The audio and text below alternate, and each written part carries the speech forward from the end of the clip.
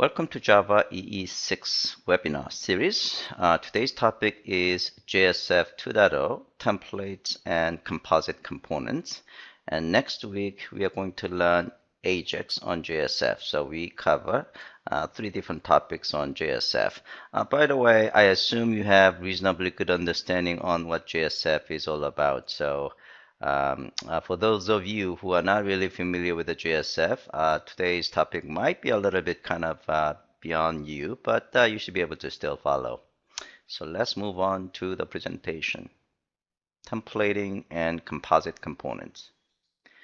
So these are the topics that we are going to cover. First, we are going to spend some time, about 10 minutes, on templating, and the rest of the presentation we are going to learn composite components. And on the composite components, we are going to start with a simpler composite component and how to use it, and then we are going to look into some advanced topics.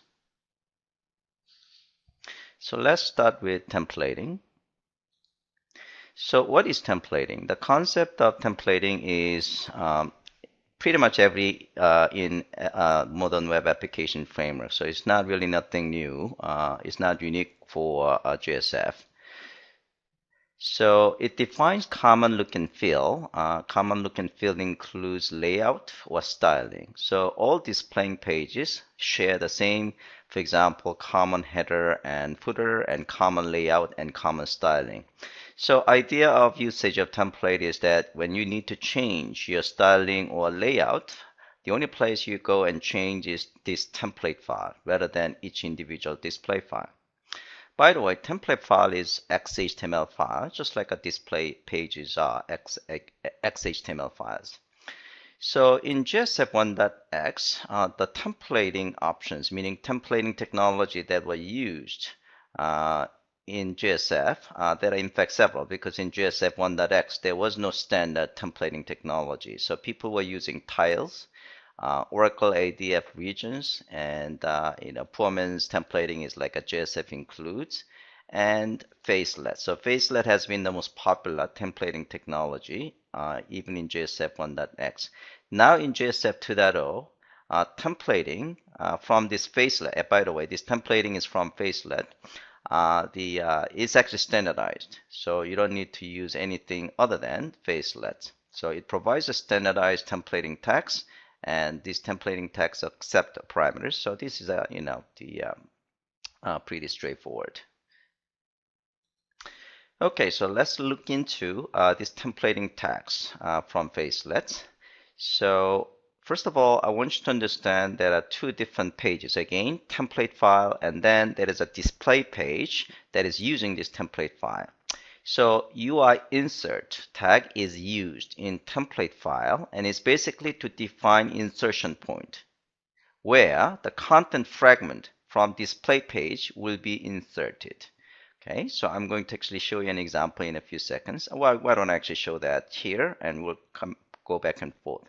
So this is the template file, and UI insert tag is defining the insertion point. So this is actually defining insertion point of, the insertion point name is HTML head. And this is another insertion point. The name of this insertion point is navigation. And here we define another insertion point called the main. So this is the location, the display page will actually provide a fragment, HTML fragment. Okay, so UI insert is used in a template file. Let's go back to the previous slide. Now, UI composition, this tag is used in display page. So in display page, it has to specify what is the location of the template it wants to use, and that's where it's going to use UI composition tag. So basically, by UI composition, and then you provide the location of the template. Okay, so this template file, and this display page is basically saying that I'm using this template file. Okay. By the way, UI composition, actually anything outside of UI composition tag will be ignored. All right, so let's take a look at the display page. This is the display page example. So here basically this display page says that I want to use a template XHTML file defined under this location. Okay, That's UI composition tag in display page. All right, UI define is also used in display page, and this is used to define a content fragment that gets inserted into this insertion point of the template file. Okay, so let's take a look at this define in display page. So remember, this is the template file that defines the insertion point. Insertion point has a name like HTML head and navigation or main. Now, if you go to the display page, it says I want to use this template file, and the code fragment it wants to insert, these two lines, is actually inserted in the insertion point named as HTML head and navigation and main. Remember, this HTML head and navigation and main, those are the insertion point names that are defined in template, right? So in this case, these two lines, meta and title elements, those two fragments, the fragment that contains those two tags will be inserted into this template right here.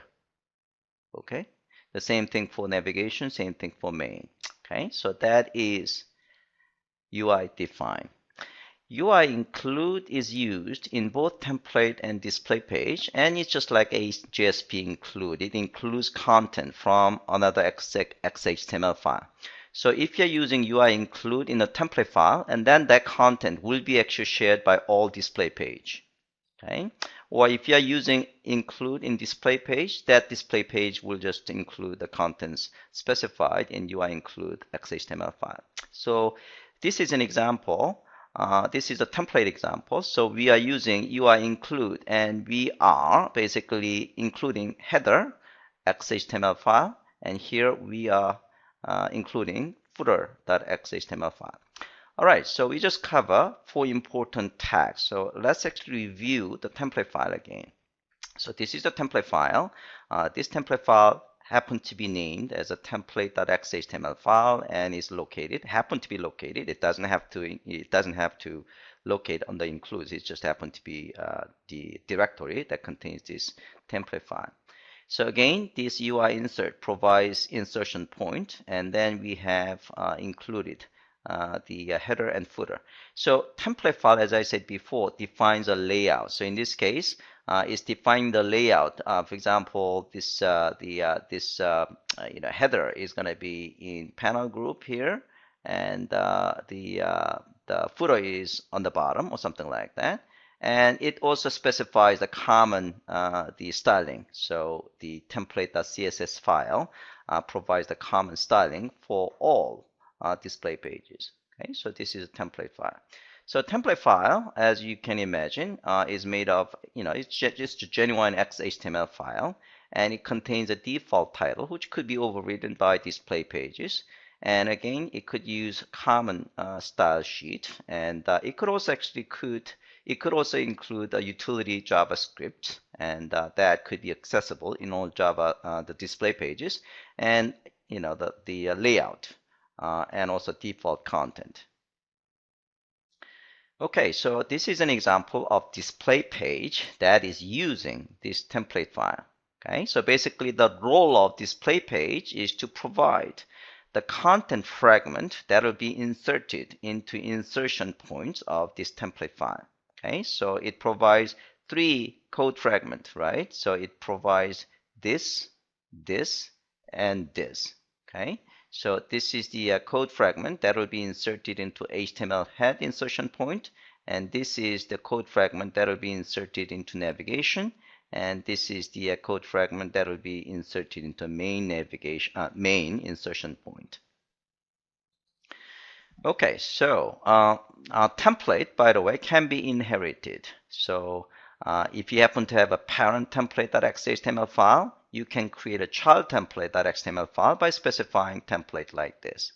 Okay, so template can be inherited, so you can actually share a common templates, okay, among child templates. Okay, so let's do our first exercise.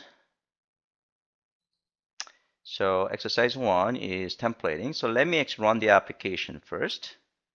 So we are going to run this application.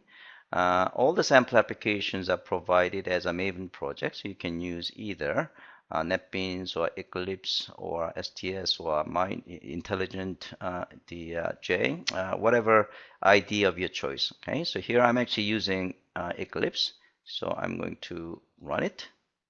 So this is what gets displayed. So this is the header, and this is the footer, and this is the menu, and this is the content.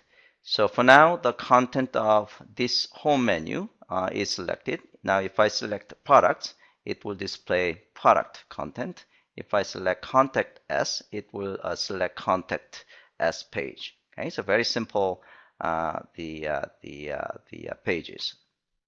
So let's take a look at the code. I'm going to actually use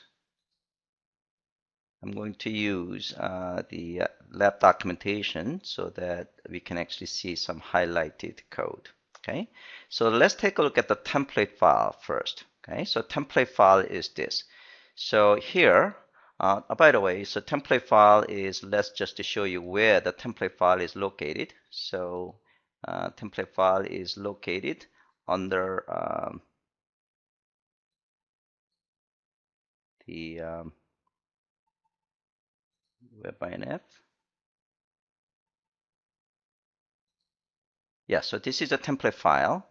So WebINF and includes. Okay, and then we have a footers and headers. Okay, all right. So now it defines the 3 insertion point as we have seen, HTML head and navigation and main. Okay. Now let's take a look at the header HTML file. So that is included here, right? Okay.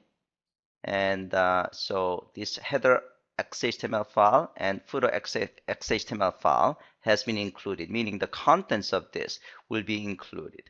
Okay, so header contains a UI composition, and basically this is going to be just included, okay, into the header portion, and in this case, the footer portion, this is going to be inserted into the right here. Okay. So if you take a, and then we have a CSS file, and again this is a common CSS file for all display page. Okay, all right, so that is what we are actually seeing here. Okay, now let's see the display page. So for now we are seeing home display page. So if you take a look at the home display page, so this is the home display page. So let's take a look at the home display page from the IDE. And again, you specify the template location, okay? And then it defined the fragment. So this fragment will be inserted into the template insertion point of HTML head, okay? And here, this is going to be inserted into navigation, okay? Right? So it basically contains the output text home, and then it has a link, right? And then we have a main. It's basically displaying home page. Okay, so that's what you're actually seeing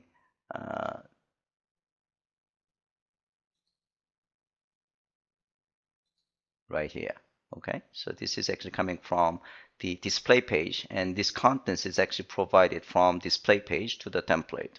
Okay, so that is home.xhtml file. And other files, for example, the products XHTML file is pretty much the same thing, except the contents is going to be different. So in this case, the link will be different, right? So in this case, the link will be home and contact us, and the output text is going to be product, and the contents of main insertion point, it will display product page. Okay. All right. So let's get back to so here. Oh, by the way, as I said before, JSF will ignore anything outside of the UI composition. Okay, so if you take a look at the home.xhtml file, for example, okay, so the in this case, yeah, so this is actually should be ignored, meaning anything outside of this one will be actually ignored. Okay. So let me see. Yeah, so you can see the title is not actually, when you display the display page, the ignored is not going to be actually displayed. Okay. Okay, so let's see. By the way, if you are using Internet Explorer, especially old version of Internet Explorer, this page might not get displayed correctly. So in that case, use a later version of IE and use Firefox. Okay. Yeah, so this syntax might not be actually 100% compatible with the old version of IE. I didn't get a chance to actually correct it.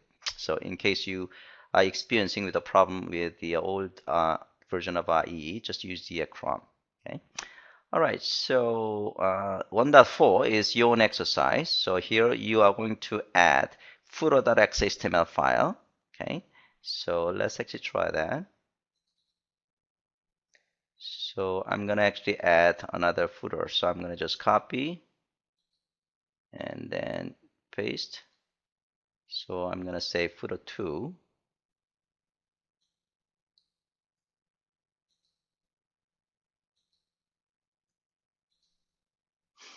Okay, and the footer 2 here, I'm going to just display copyright 2012 or something like that. Well, 12,000, whatever. Okay. And then we are going to add this footer into the template. Okay, so we're going to add to this template file, and every display page will actually share this footer2.xhtml file. Okay, all right, and so yeah, I can just copy the images and things like that. Okay, so let's run this application again. Actually, I should be able to just refresh the page.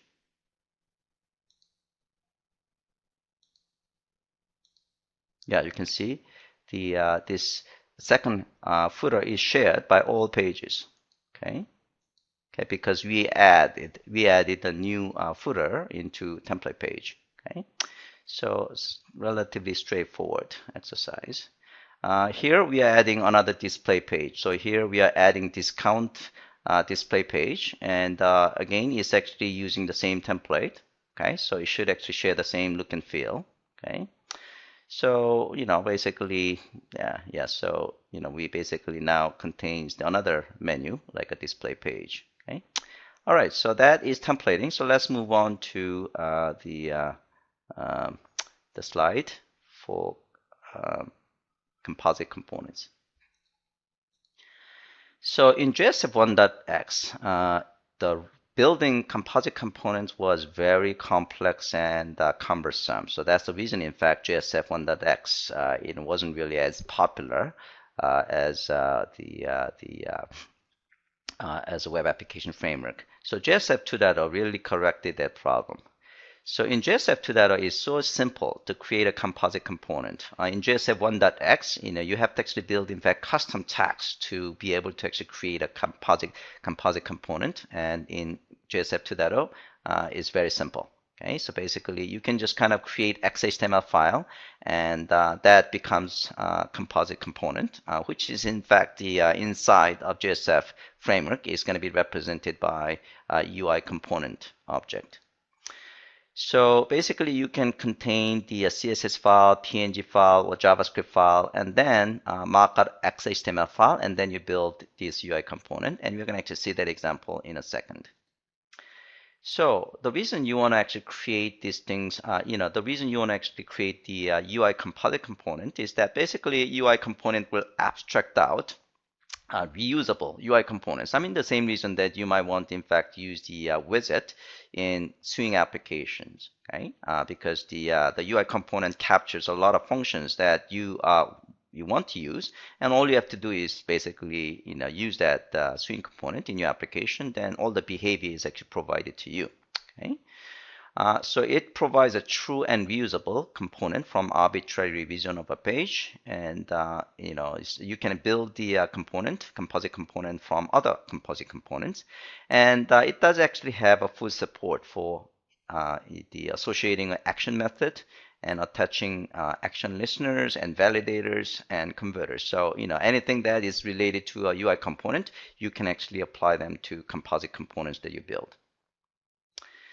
Okay, so let's look into how to build composite components. Again, in JSF 1.x, it was so difficult to build composite components. In JSF 2.0, it's very simple, and in fact, it actually uses a lot of default values. Okay, so it's built on the top of resources in Facelet.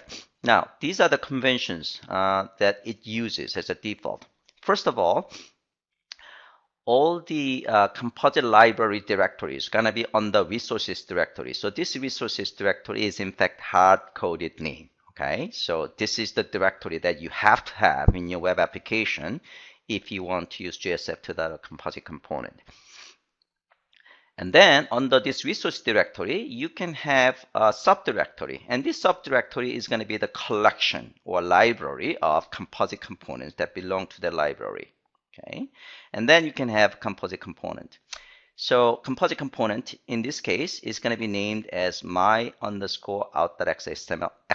file. So this is my the composite component, and this composite component belongs to simple out library. So library, the name of the directory reflects the library. So you could have in fact a multiple the composite components under this simple out, and then all this composite components library directory should be on the resources directory. Okay, so again, this is a keyword, so to speak. Okay, on the JSF 2.0. Okay, all right. So let's try to build a simple composite component. So the way that you are going to build your composite component is going to be to create XHTML file, and inside that XHTML file, you are going to define interface and implementation. So the concept of interface and implementation in JSF 2.0 composite component, the context is pretty much the same in Java interface and implementation. So in Java, interface represents a contract between user of that, the Java class, and then implementation provides the actual implementation, right? The same deal. So here, the interface will declare or define usage contract for the composite component. And it will include composite attribute, composite source, and composite editable value holder sub-elements. Okay, so we'll see examples of this one in a few minutes, so don't worry about it. So just understand that interface represents usage contract, okay, of that the component, and implementation is actually providing the implementation of the composite component. Okay, so again, this interface is defining usage contract between this implementation and the user of this composite component. Okay, all right, so let's see an example. So in this case, we are going to build a very simple UI component that just display the value. So this is a UI component that we want to create. Okay, so this is the composite component. So I'm actually creating XHTML file called my_out, and I want to have that component on the simple out library. So I have to name it as simple out, and this simple out directory has to be on the resources directory. Okay, and as I said before, composite component is made of interface and implementation. Okay, so let's take a look at the implementation. Implementation is the one that actually uses a specific set of the UI component. In this case, I'm using output text UI component, and the value of this output text is coming from the usage page. So this is the usage page, and usage page is going to provide this test value. Okay, so this test value will be captured through the interface. Okay, so interface will have an attribute and the name. So this attribute is basically indicating the name of the attribute when in usage page. Okay, so the same thing here, and whatever value that is specified in this value attribute will be captured here and then will be fed into this implementation. By the way, so in this case, the value and this expression language cc.attls, this is again keyword. Okay, so whenever you see this one, basically what it's saying is that it's taking the value that is provided by the usage page here, and then will be used to set the value of output text. So in this case, when I say text value, that is actually displayed right here. And you can also specify the style and things like that. Okay, now let's actually review one more time. So this composite component has to reside on the resources directory and the library of UI components. So in this case, we have one called the my_out. Okay. Now this name of the subdirectory or name of this library, okay, has to be used in the namespace in the usage page. So in here, you have to specify simple out here as composite component / and simple out. And then this is the prefix. Right? So this prefix is the one that you want to use in the usage page to indicate that I am using UI component, and then you specify the name of the UI component, my out. So whenever you see this one in the usage page, what it means is that I'm using my out component that belongs to this simple out library that is represented right here. Okay, so you see the relationship here. Okay. So this simple out has to be the same name here, and then this prefix could be anything. In this case, we happen to have EZ. Okay, so this prefix is actually indicating what is the library of these components that you are using, and what is the name of that UI component in the library that you are using. And then you are actually providing some value, and that will be fed into this, the implementation through this interface. Okay, so let me just summarize one more time. Composite component is made of interface and implementation. Interface is representing usage contract between the implementation and the usage of that implementation. Okay, all right. So let's run the simple out exercise. So here, let's run that application.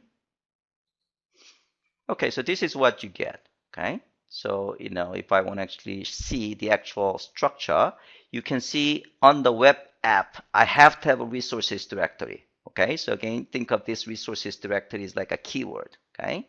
So on the resources, I can have a multiple libraries of composite components, and I happen to have just one library. And this one library, I happen to have only one composite component called my_out_xhtml file. Okay. And again, here, is the interface and implementation. Okay, so in the usage, and this is a usage file. Okay, usage page. I am actually using the UI component that I just So let me just maximize this one. Okay, so if you see the namespace, you can see this simple out is the namespace, and what it means is that I'm using the composite component on the simple out directory. Okay, and the name of the composite component is my out. Okay, so if I say test value 4, and if I save it, then if I refresh it, then it should actually display 4. Okay. All right, so let's move on. So that is a very simple UI component that just happened to display the value that is passed from the usage page. Okay, now the value, in this example, what we have done is that we just passed the hard-coded value, right?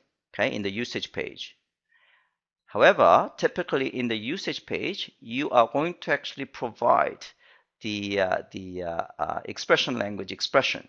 Okay, so here basically what I'm saying is that I want to provide the value property of in out message beans. Okay, so rest of the code is exactly the same, but instead of using hard-coded value, I am going to get the value through expression language. So I should have a managed bean whose name happened to be in out. Okay, so that is this managed bean. The name of the bean is in out, and then I have a getter and setter method of value property.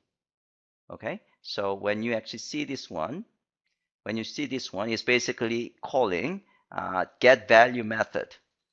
okay? And then it will return the value into the string, and that gets actually displayed in the UI component. All right, so let's try the simple in-out exercise. So this one, yeah. So this is if I say submit, then I get back this value, okay? And again, the code is pretty straightforward, okay? So we should have, in this case, the resources directory, here, okay? That's where we have defined UI component, okay? So UI component happen to be in-out XHTML file, okay? And this is pretty much the same as a previous exercise. The only difference is the usage, usage case. So in-out XHTML file usage page, when we are using this in-out component, we are basically invoking the get value method of this in-out message bean. So if you take a look at the in-out message bean here, okay, so that is basically get value method. Okay, so if for now it's actually hello world something. Okay, but if I say 45 or something like that, and if I go back, reload, looks like I'm gonna just rerun the application.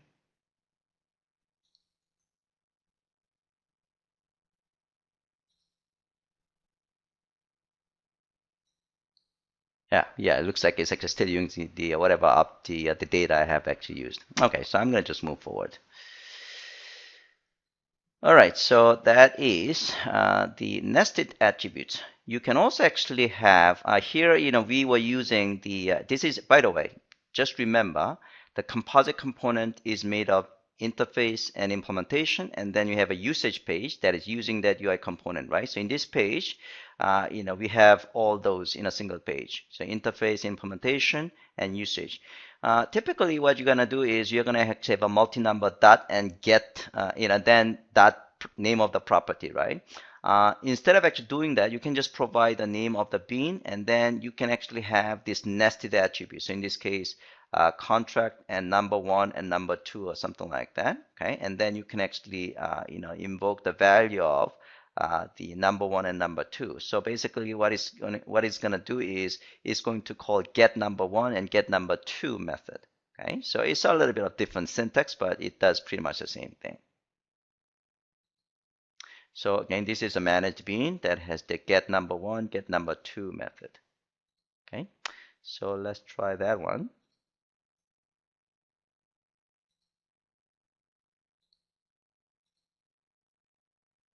Okay. Yeah, so it's very simple things. It's just getting the value from the that managed bean. All right, so let's move on to the next. Okay, so in many cases, you want to add JavaScript to the composite component. Okay, so you want to actually abstract as much as you can to your composite component, and JavaScript is useful thing to add some behavior. All right, so this is an example. Let's actually run this application, spinner example first, okay, and then I'll explain the code. So this is a case that actually uses the JavaScript code, okay. Yeah, this is the one. Let's run the code.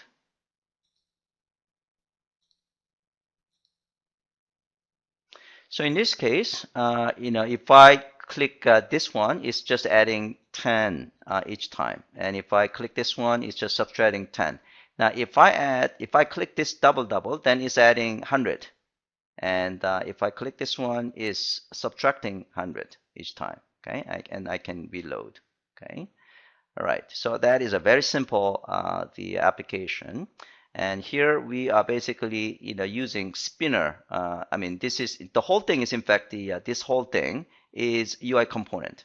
Okay, and this behavior is captured in a form of the JavaScript. Okay. All right, so this is the code. So this is the composite component, and then we are going to use it. Okay. So in the let's take a look at the usage of it first. Okay. So this is the form, and then we are using this spinner UI component, and then we are basically capturing the whatever value that was entered before, and then we are passing increment 10 as a default. This is usage model. Now let's take a look at the composite component definition. So here we have interface. So this is interface, and this is implementation. Okay. So interface basically receive value and increment value. Okay. And then this implementation, you can see it contains the this JavaScript code. Okay. So it does have input text, which is representing this one, and then we have 4 command buttons: this, and this. Okay. Now, whenever you are clicking one of these buttons, it's going to call this JavaScript function. So change number, and then passing this button will actually pass -10. This button will pass -1. This will pass 1, and this will pass 10. So this change number is a JavaScript function.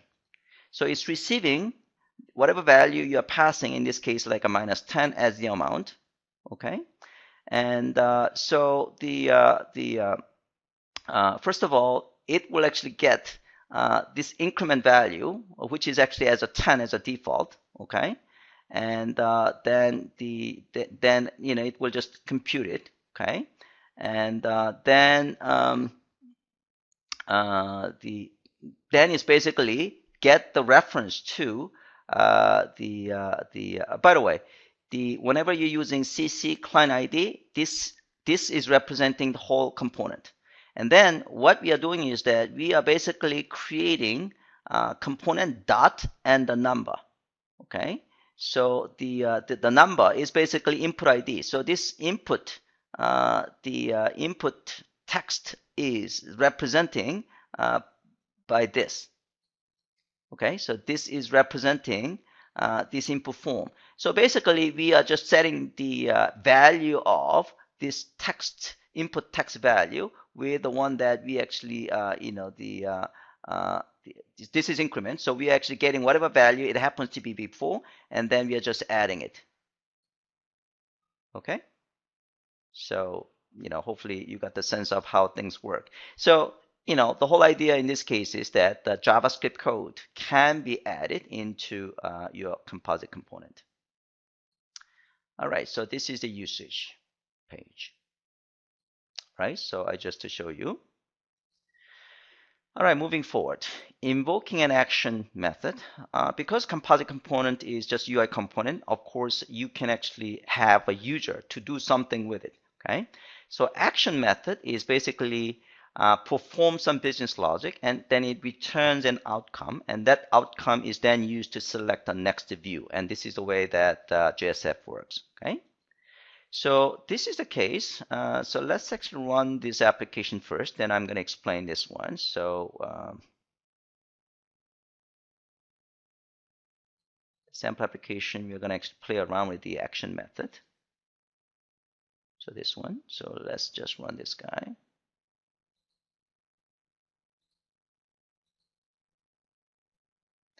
So if I click dude, oh, I'm sorry,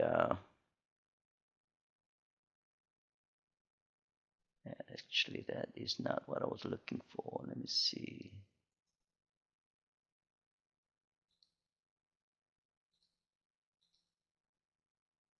Oh, this is the one I was looking for. Okay, so when I click this navigation button, it goes to the next page. Okay, and if I click this one, it goes on another page. So basically, by clicking this button, I want to invoke some action which performs some business logic, and then it will return some outcome, and that outcome is used to display a view, the next view. Okay, so that is basically what we are trying to do. All right, so let's take a look at the code. So the way that you are going to associate an action to a component is using again, same attribute, and then we are going to provide an action. So this is a usage page, and this is the component, the definition.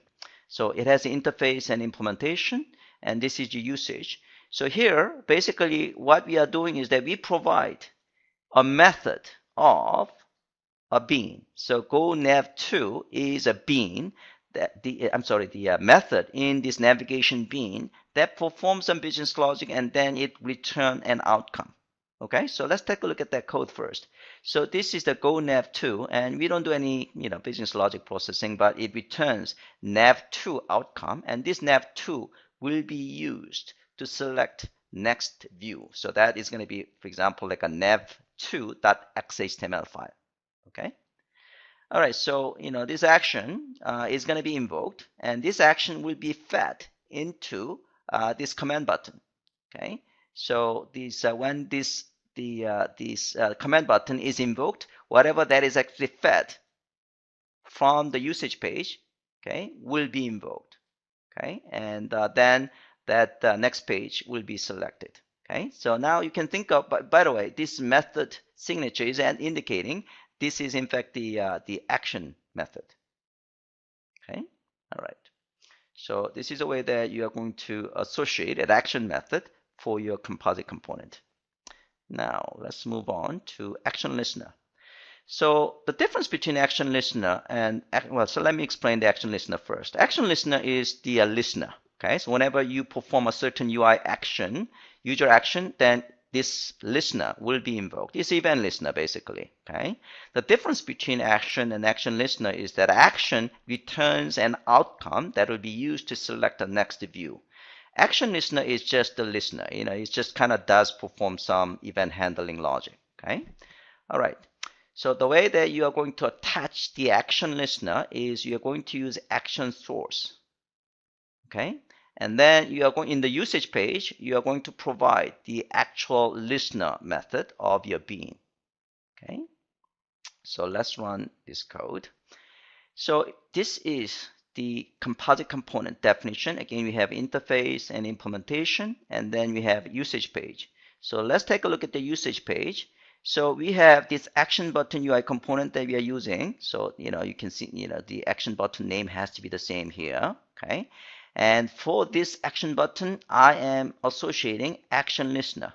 And this action listener has a binding, the attribute, which provides the listener method. So if you take a look at the action bean listener, that's basically providing process action method. Okay. And basically what it does is that it's just creating faces context object, and it's adding action called the key, and the value is true. Okay, so it's basically, the logic we have in this case is just the adding key value pair into faces context object. In this case, this is going to be true. Okay.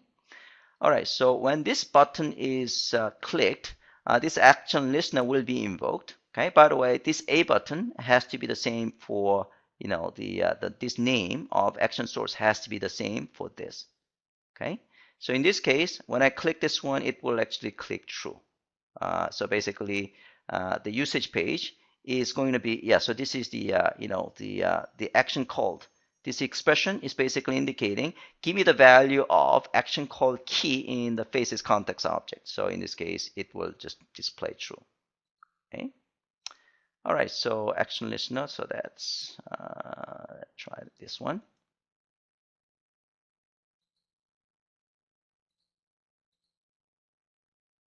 Okay, so now if I click this one, you can see this value is being displayed. Okay, all right. Moving forward.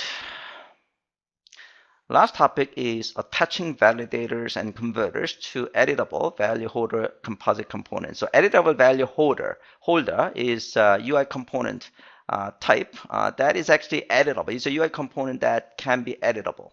Okay. So because it's editable, like a text area, a text field, you can actually associate validators and converters. Okay. All right. So in order to attach validators and converters, the UI, in component, definition, you are going to say editable value holder, and then you provide the name, okay? And the usage page, you are going to specify the, whatever the validator. In this case, the validator is a length validator, so it has to be minimum 4 and maximum 10. And that's basically, 4 vals, and that vals is actually represented with the same name here. Okay, so let's take a look at the yes, so let's run the code first. Okay, and then we'll take a look at the code. So yeah, this is the code, so I'm gonna just run it. So we have a validator associated with a username and also password. If I click this one, it says a validator error, so value is required, both of them. So you can see value is required and value is required. Now the username has to be between 4 and 10. So if I just type 1, and then it says the length is less than allowable minimum 4. Okay, and password, the validation logic is actually specified in regular expression. So if I don't meet that regular expression, then it will say regular expression pattern not matched. Okay, so that we have UI component that representing this whole thing. Okay, and then we are associating a validator on both of this the input text field. Okay, so let's take a look at the code.